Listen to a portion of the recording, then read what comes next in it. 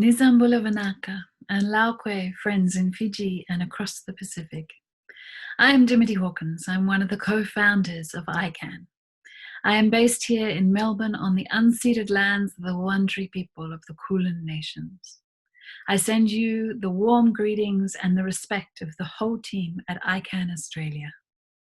I send special greetings to my friends in Suva.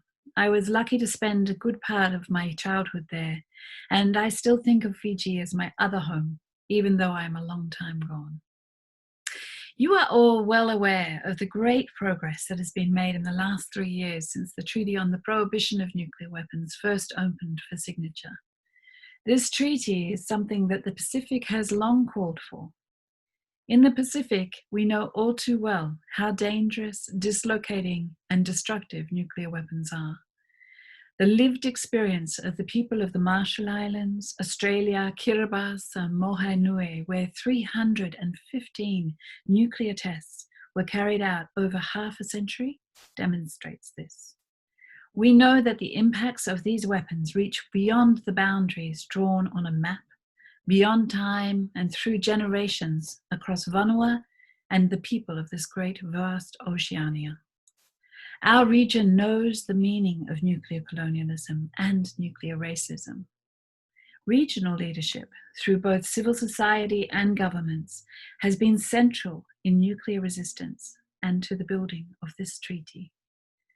There are altogether 45 nations that have ratified the treaty so far. 90 days after the 50th ratification, the treaty enters into force, and it will mark a new beginning, rendering these weapons illegal. As we approach the 75th anniversary of the UN Charter, we hope to see those last few ratifications come in. For those countries who are yet to join the regional chorus in support of the Treaty on the Prohibition of Nuclear Weapons, perhaps October 24th, UN Day, is a day to aim for. But already, Pacific Islands and neighboring states have been the early adopters. To date, Fiji, Kiribati, Palau, Samoa, Vanuatu, Aotearoa, New Zealand have both signed and ratified.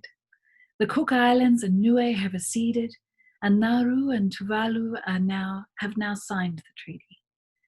We have seen major shifts recently on matters of regional and global security. We have also seen all of the nuclear weapons states walking away from their obligations by modernizing their nuclear arsenals. There have been threats to use these weapons, threats to start testing them again.